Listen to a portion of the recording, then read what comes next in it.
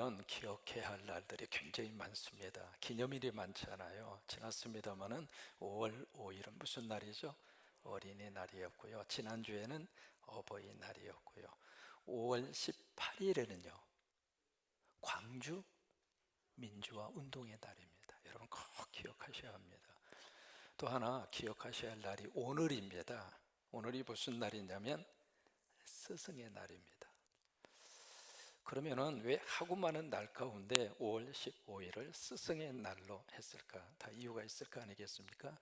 원래는 5월 23일이 스승의 날이었어요. 그러다가 1995년도에 날짜를 바꿨습니다. 왜냐하면 오늘이 625년 전 이 땅에 어느 한 분이 태어납니다. 그분이 바로 누구냐면 세종대왕입니다. 그래서 1397년 음력으로 4월 10일입니다. 그것을 양력으로 계산하니까 5월 15일이에요.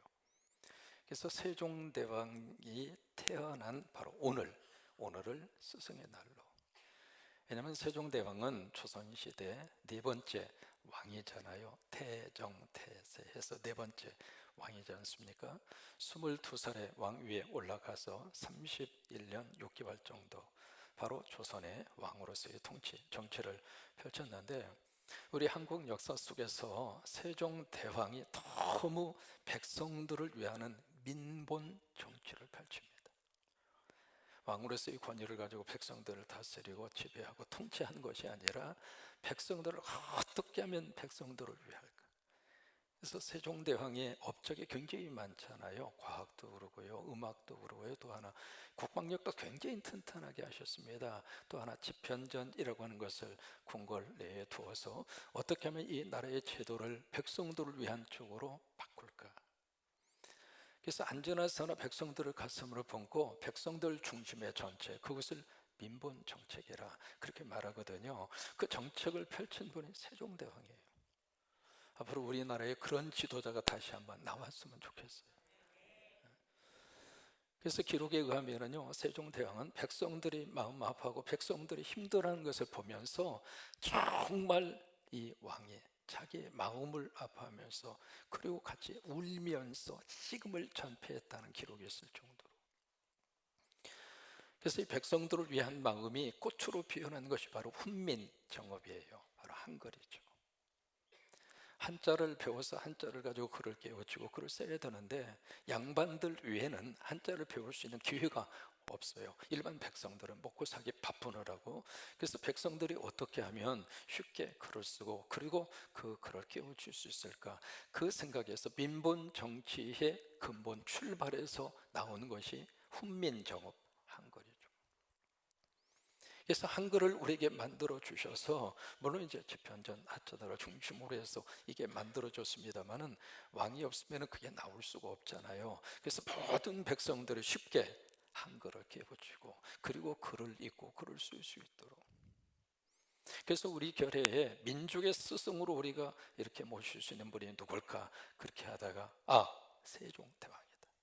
그래서 그분이 태어나신 바로 오늘을 스승의 날로 그렇게 기리게 된 거예요. 오늘 설교의 제목을 보시면은 첫째 누가 나와요? 스승이 있습니다. 두 번째는 누가 나와요? 제자가 있습니다. 사람이 살면서 이 두 가지의 단어는 뗄래야 뗄 수가 없습니다. 우리는 누군가의 스승으로부터 배움을 받았습니다. 스승으로부터 인생에 대한 교훈을 얻었습니다. 누군가의 스승을 만나서 그 스승을 통해서 삶의 안내를 받았습니다. 또 우리는 언젠가 제자의 삶으로서 스승을 통해서 배워가면서 우리가 한 삶을 살게 되는데, 이 스승과 제자의 관계를 사자성어로 뭐라고 이야기하느냐면 줄탁동시라고 합니다. 이 줄이라고 하는 것은 이 빨죽이에요. 쭉쭉쭉 빨죽. 그 다음에 탁이라고 하는 것은 톡톡탁, 이게 쫓는다 그 말이거든요. 이게 무슨 뜻이냐면 아기 암탉 엄마 닭이 알을 20일 동안 품고 있습니다. 품고 있다가 이제 때가 돼서 그 속에 있는 생명이 이제는 날개도 나오고 이제 부리도, 연한 부리도 이렇게 나오고 그리고 다리도 나오고, 그래서 이제 때가 돼서 세상으로 나오고 싶은 거예요. 그래서 이 병아리가 거기에서 생명을 가진 그 병아리가 안에서 쪽쪽쪽 빠는 거예요. 자기 껍질을 그 빨면서 자기를 지금까지 안전하게 보호해 주었던 이 보호막을 벗어나고 싶은 거예요. 그래서 안에서 이렇게 쪽쪽쪽 빨, 그래서 거기서 빨죽이라고 하는 말이 그래서 나오는 거거든요. 거기서 쪽쪽쪽 빨면서 엄마 나 나가고 싶어, 엄마 나 이제는 여기 더 이상 있기 싫어, 나 좀 꺼내줘, 나 좀 나가게 해줘. 그래서 안에서 신호를 보냅니다. 신호를 보내는데 그 신호를 엄마 닭이 딱 듣고 그 신호와 더불어서 어디로 쪽쪽쪽 빠는가 그 지점을 엄마 닭이 정확하게 알고 거기를 톡톡톡톡 쳐주는 거예요. 그래서 내 새끼 나오고 싶지? 그래 나와야 돼. 너는 나와야 돼. 나와서 껍질을 깨고 새로운 세상을 살아야 돼. 그래서 엄마가 여기서 톡톡 쳐줘요. 안에서 쪽쪽쪽, 밖에서 톡톡톡. 이게 줄타기예요. 그게 동시에 일어나야 됩니다. 그게 동시에 일어나야 되는데 만약에 엄마가 정신줄을 놓고 있다가 엉뚱한 대로 톡톡톡 치면 못 나오는 거예요. 정확한 지점을 정확한 시간에 정확하게 안에서 쪽쪽쪽, 그 다음에 밖에서 탁탁탁. 여러분 스승과 제자가 그렇다고 하는 거예요. 근데 이게 영적으로도 똑같이 그렇게 통합니다. 우리가 믿음 안에서 하나님 앞에 하나님 나 믿음으로 살고 싶어요. 나 하나님 안에서 새롭게 살고 싶어요. 하나님 나 하나님 복 받고 싶어요. 나 하나님의 자녀로 살고 싶어요. 그게 우리가 하나님 앞에 부르짖는 줄이에요.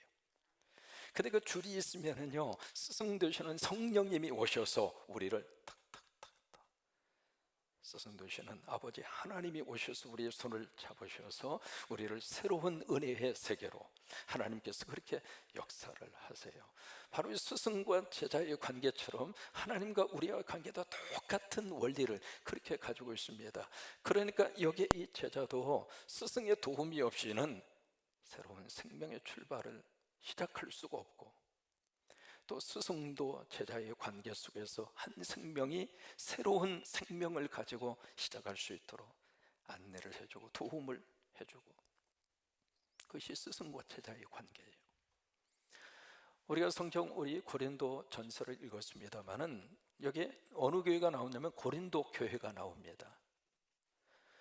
그리고 고린도의 관계 속에서 지금 한 분이 등장을 하고 있습니다. 그분이 누구냐면 사도 바울입니다. 이 교회는 사도 바울이 2차 세계 전도 여행 아테네라고 하는 그 지역에서 막 복음을 전하다가 어려움이 있었어요. 그래서 쫓겨나다시피 해서 간 장소가 고린도예요.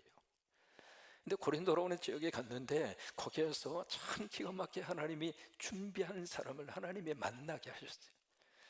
여러분 인생 가운데 나 혼자서 안 됩니다. 하나님이 준비한 사람을 만났을 때 역사가 나타납니다.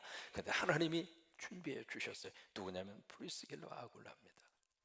그것도 원래 이 부부가 이태리 로마에 살고 있었거든요. 거기서 서로 이제 국제 결혼해서 행복하게 살고 있었는데 구라무디우라고 하는 황제가 유태인들을 로마 제국에서 다 추방하는 추방령이 내려지게 돼요. 그래서 어쩔 수 없이 이 부부가 자기의 고향을 떠나서 고린도 지역에 와서 그들의 생업인 천막 제조업을 하면서 살고 있는 거예요. 그러니까 이 사람들도 로마에서 쫓겨난 거예요. 그러니까 바울은 아테네 도시에서 쫓겨났고 이 부부는 로마에서 쫓겨난 거예요. 쫓겨나서 그들이 어쩔 수 없이 간 장소가 고린도인데 그 고린도에서 하나님이 그 둘을 만나게 하신 거예요. 참 하나님의 섭리가 이렇게 묘한 겁니다. 그래서 이제 브리스길라와 이 부부와 더불어서 고린도 지역에 참 믿음의 역사를 일구어서 그렇게 해서 세워진 교회가 고린도 교회예요. 근데 이 고린도라고 하는 이 도시 자체가 어떤 특징을 가지고 있느냐면 항구 도시예요. 여러분 어느 시대나 항구 도시, 군산도 항구 도시입니다만은 인구 유입량이 굉장히 많습니다. 또 하나 이 항구 도시에는 물동량이 굉장히 많습니다. 그러다 보니까 항구 도시의 특징이 있어요. 뭐냐면 돈이 그렇게 많아요. 과거에 우리 군산도 5만 원짜리는 돈이라고 여기지 않았다면서요. 그러니까 항구 도시의 특징이에요. 이 경제력이 굉장히 풍성한 그런 특징을 가지고 있는데 이게 경제력이 용성하고 경제력이 풍부하다 보니까 어떤 쪽으로 흘러가느냐면 우상 숭배 쪽으로 흘러갑니다. 여러분, 그 물질이 하나님을 섬기는 쪽으로 오면 그 물질이 귀하게 쓰임을 받는데, 우상을 섬기는 쪽으로 가니까 엉뚱한 방향으로 그렇게 변질돼요. 그래서 거기 아프로디테라고 하는 신전이 세워지게 됐고, 신전을 중심으로 거기에 공식적인 여자 창녀들이 1000명에 이를 정도로, 그러다 보니까 고린도라고 하는 도시 자체가 성적으로 아주 문란한 도시. 영어에 그런 말이 있습니다. 콜린티언스라고 하는 영어 단어가 있는데, 그 영어 단어의 뜻이 바로 뭐냐면 성적으로 문란하다, 그 뜻이에요. 그게 고린도라고 하는 그 도시에서 나온 거예요. 어느 정도 성적으로 문란했는가? 동성연애자들이 2000년 전에 고린도 도시에 있었습니다. 이 동성연애의 뿌리가요 1, 2년이 아닙니다. 벌써 성서시대에 동성연애자들이 나왔잖아요. 근데 이게 계속해서 이제 역사가 흐르면서 지금 어디까지 오고 있는가? 지금 대한민국까지 들어오고 있는 거예요. 그래서 오늘 오후에 우리가 차별금지법, 차별을 금지하는 법을 우리 교회와 기독교가 반대할 이유가 없잖아요. 그죠? 하나님이 누구를 차별하십니까? 그 자체에 대해서 우리가 반대하지 않아요. 그런데 거기 뭐가 들어가 있느냐면, 동성연애자들을 차별하면 법적으로 제재를 가하겠다. 근데 그 차별이라고 하는 단어 속에 뭐가 있는가? 여러분 묻습니다. 동성연애가 죄입니까? 죄가 아닙니까? 다시 한번 묻습니다. 동성연애가 성서적입니까? 하나님이 기뻐하지 않는 행위입니까? 인정하시죠? 그러면 강대상에서 설교자가 설교를 하면서 동성연애는 죄입니다, 설교를 해야 돼요? 안 해야 돼요? 왜요? 성경의 근거를 두고. 동성연애 그 속에서 있는 사람 자체를 미워하는 건 아닙니다. 그러나 동성연애라고 하는 이 성적 성향과 성적인 지향은 성서적이지가 않거든요. 그러면 그것을 죄라고 이야기해야 되는데, 그걸 죄라고 이야기하면 차별금지법에 걸린다 이 말이에요. 그러니까 그런 독소 조항은 빼라 이거예요. 다른 차별을 금지하는 법은 누가 반대하겠는가? 근데 이게 15년 전에 국회에 발의가 돼서, 우리 김관용 집사님 너무 잘 아십니다. 15년 전에 발의가 돼서 그동안에 계속 시도를 했는데 한국 교회와 그리고 성도들이 기도하면서 이걸 막아왔습니다. 근데 지금 다시 이것을 지금 통과시키려고 분위기가 이상한 분위기로 흐르는 거예요. 지금 고린도라고 하는 도시가 벌써 2000년 전에 그 동성연애 문제로 타락한 도시가 고린도예요. 바로 여기에 교회가 세워졌습니다. 그래서 브리스길라와 아굴라 부부와 바울과 더불어서 이 고린도 교회가 잘 부흥하고 성장을 했어요. 여러분이 성광교회가 앞으로도 그렇게 되시기를 축복합니다. 그래서 그 교회에 참 좋은 역사와 성령의 은혜가 임했고, 그때 사도 바울이 에베소라고 하는 지역으로 떠났거든요. 떠난 다음에 이 고린도 교회에 문제가 발생한 거예요. 세상에서 일어날 수 있는 온갖 문제들이 교회 속으로 쓰레기처럼 다 밀려 들어옵니다.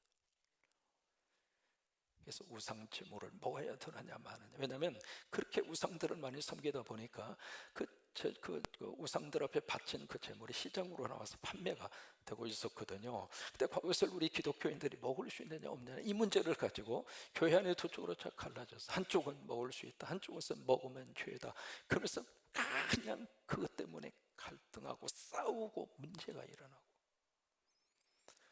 심지어 고린도 교회 안에 무슨 교인까지 발생을 했느냐면 근친 상간, 근친 강간을 범하는 교인들까지 나올 정도로 자식이 아버지의 계모하고 성적 관계를 맺으면서 갈 때까지 간 거죠.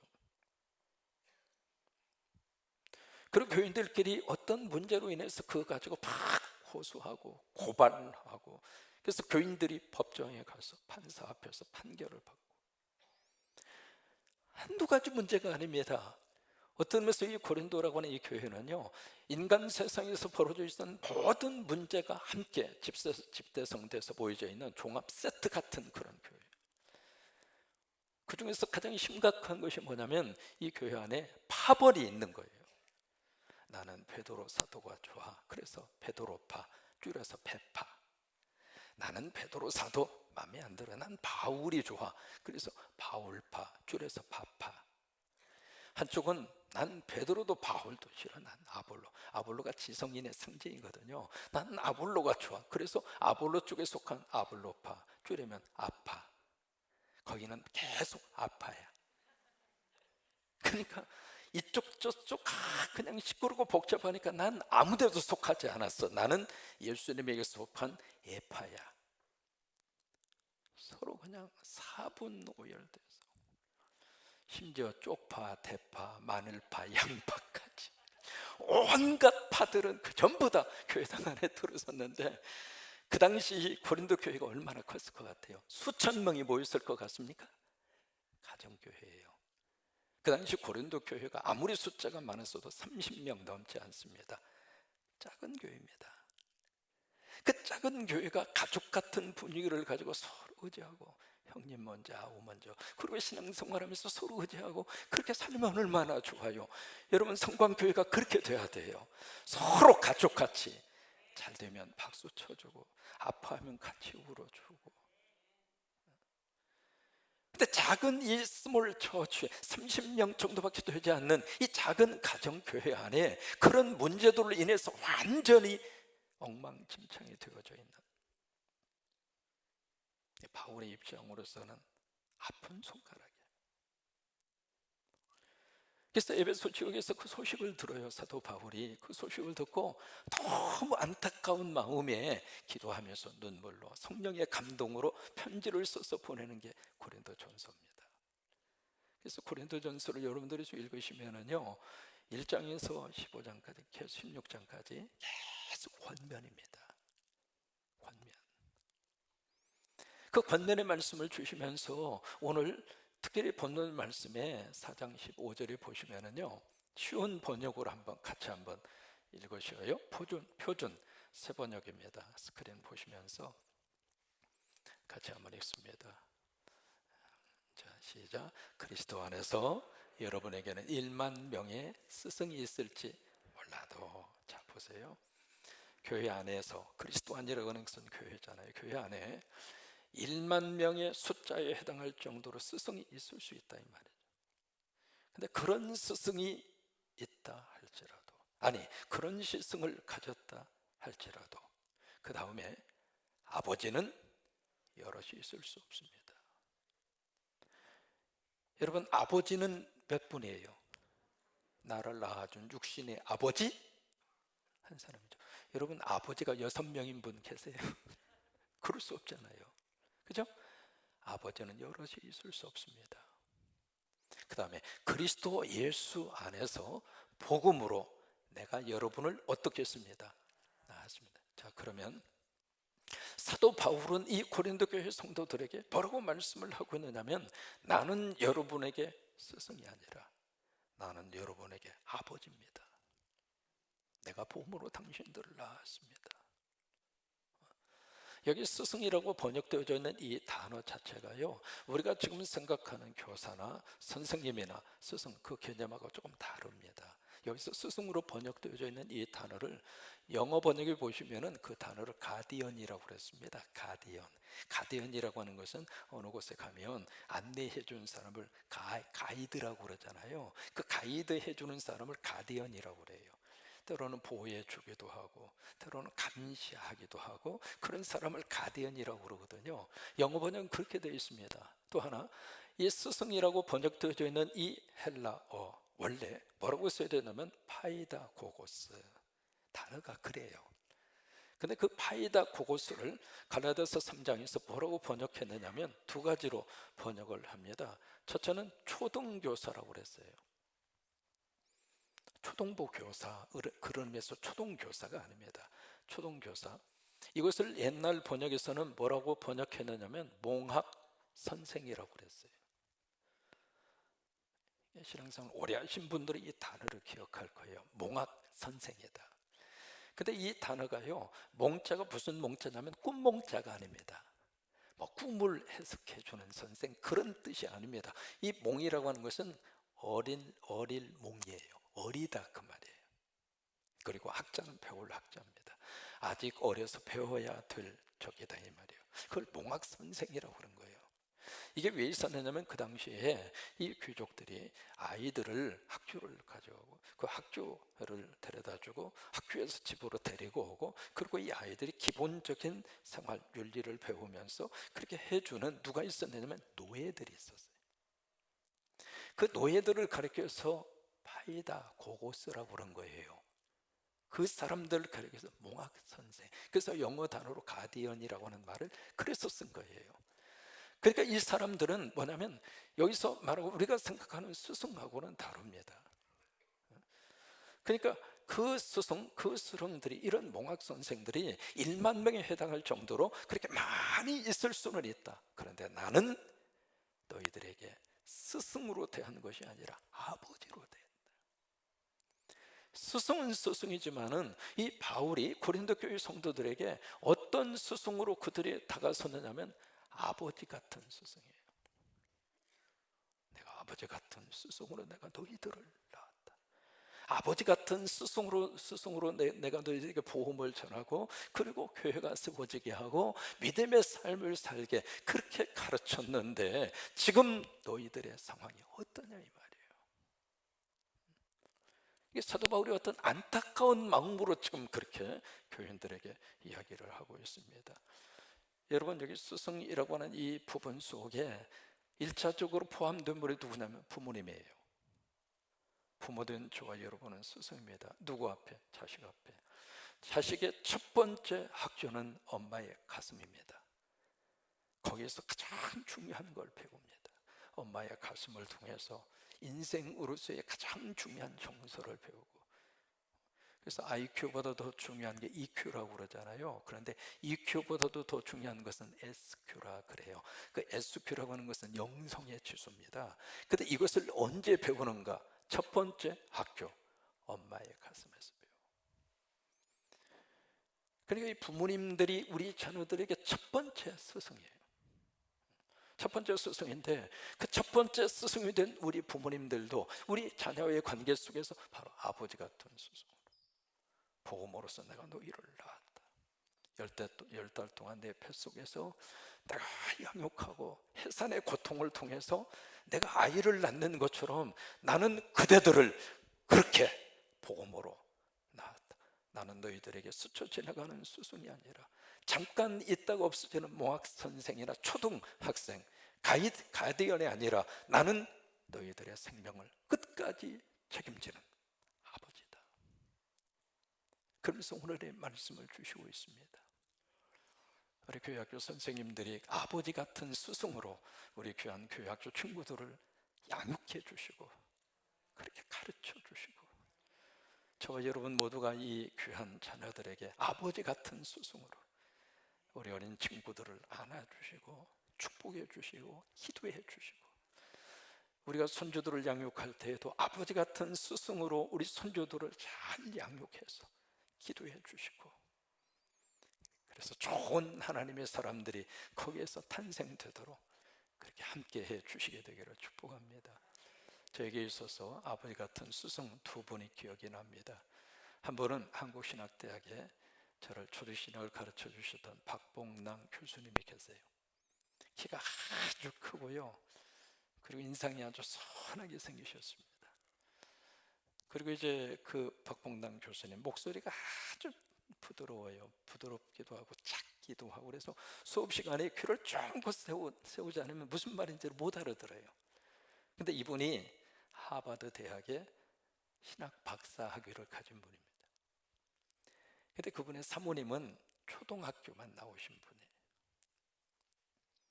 그런데 그 엄청난 학력의 격차를 느끼지 못할 정도로 교수님 옆에 뵈면서 그렇게 사랑해 줬어요.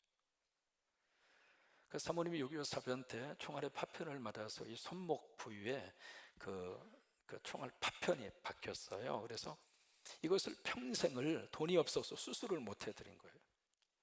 그래서 이렇게 보면 손목이 물풀 이렇게 붉어져 나와 계셨거든요. 나중에 가서야 이제 총알 파편 제거하는 수술을 시켜주셨는데, 그러면서도 깜찍히 이 교수님이 사모님을, 저를 이제 대학원 시절에 조직신학으로 학위를 했을 때 논문을 쓸 때 지도해 주신 지도 교수거든요. 저는 그분을 보면서 그 아버지 같은 스승의 모습을 제가 지금도 잊지를 못해요. 또 한 분은 제가 미국에 가서 크레아몬트 신학교에서 공부를 할 때 거기에 닥터 트루터라고 하는 설교학 교수가 있습니다. 설교를 하면 그것을 탁 캠코더로 찍어서 앞에다가 틀어놓고 교수하고 학생과 1대1로 이렇게 쭉 평가를 해요. 근데 제가 지금도 잊지를 못합니다. 뭐냐면, 차 목사, 당신 목소리 참 좋다.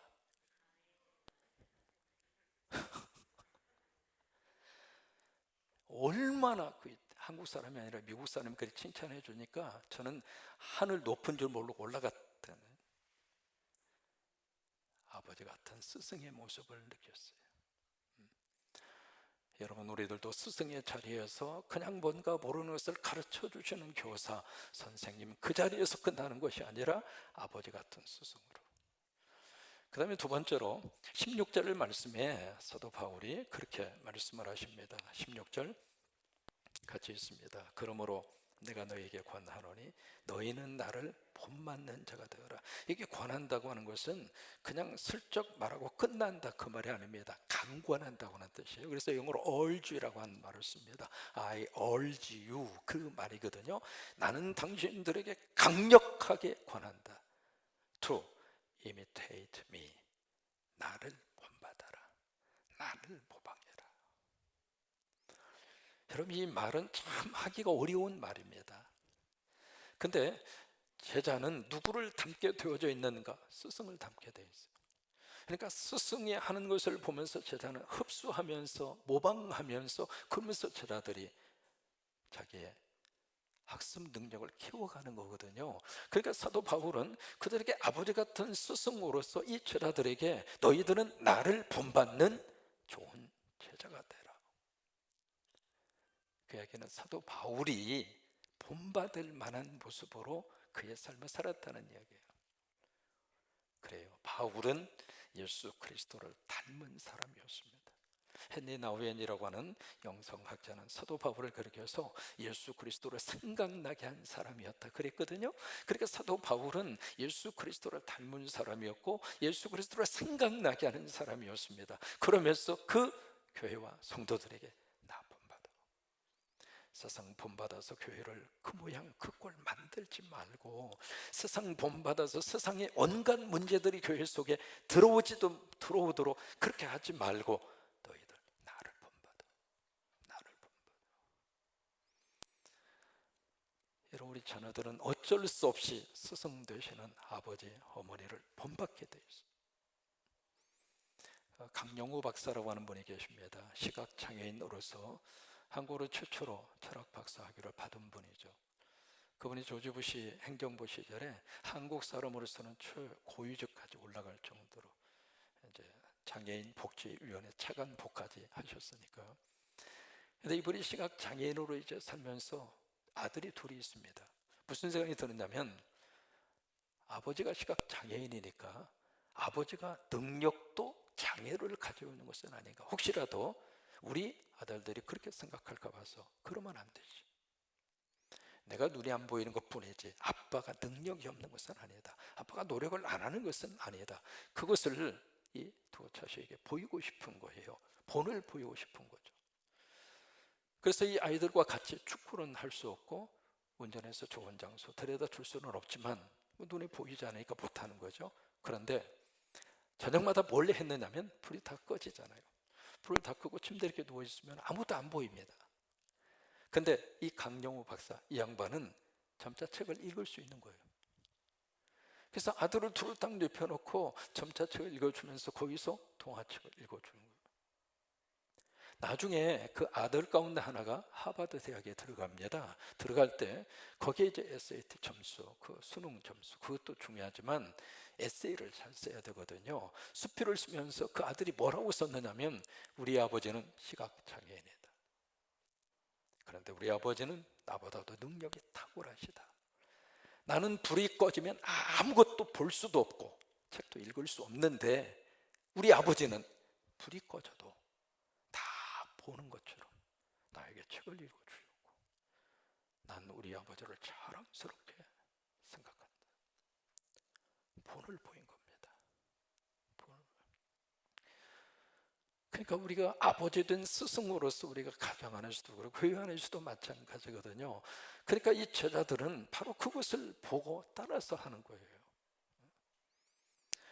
누구나 다 할 것 없이 이 스승과 제자의 관계를 가지고 한 세상을 우리가 살아가는데, 오늘 우리가 이 말씀을 통해서 내가 아버지 같은 스승으로, 그리고 이 제자들에게 좋은 본을 보여서 너는 나를 본받으라. 그래서 사람은 누구나 다 할 것 없이 본받고 싶은 대상이 반드시 필요합니다. 신앙생활을 하면서도 나는 저분처럼 신앙생활을 했으면 좋겠다. 한 세상 살면서도 나는 누구처럼 그렇게 살았으면 좋겠다. 어떤 모델이 필요한 거예요. 본이 필요하단 말이죠. 그 본을 딱 놓고 내가 그분 곁에 가까이 다가갈 수는 없어도 그래도 그분의 삶을 들여다보면서 나도 저런 인생을 살아야지. 그게 필요하다 이 말이에요. 전 개인적으로 목회자로 살면서 저희 영적인 멘토와 아버지 같은 스승으로 내 가슴속에 모시고 있는 분이 이중표 목사님이세요. 76년도에 만나서 이번에 2005년 7월 7일 날 세상을 떠났거든요. 그때까지 제가 호영호재로 그렇게 지냈습니다. 76년도에 신학교 1학년 들어가서 남곡동에 있는 관학교회, 거기에 딱 갔는데, 그때 이제 고부교회 목회를 맡으시고 옥구에서도 목회를 하셨거든요. 옥구교회로 하시다가 고부교회로 가셨다가 그 다음에 이제 관악교회로 오셨는데, 거기서 딱 목회를 하시는 동안 사시는데 얼마나 매주마다 부흥이 되는지 말이죠. 구름대처럼 몰려왔어요. 근데 이게요, 교회가 막 부흥되니까 마귀와 사탄이 얼마나 세게 흔드는지, 결국 이정표 목사는 그 교회에서 쫓겨났어요. 목회할 데가 없는 거예요. 청계산에 가서 그렇게 눈물로 기도하시고 와서 신반포, 지금 이제 고속버스 터미널 건너편에 있죠. 신반포에 거기서 막 아파트가 그때 막 들어섰고요. 거기에 어린이 놀이터가 있었습니다. 그 놀이터에서 개척을 한 거예요. 그게 한신교회입니다.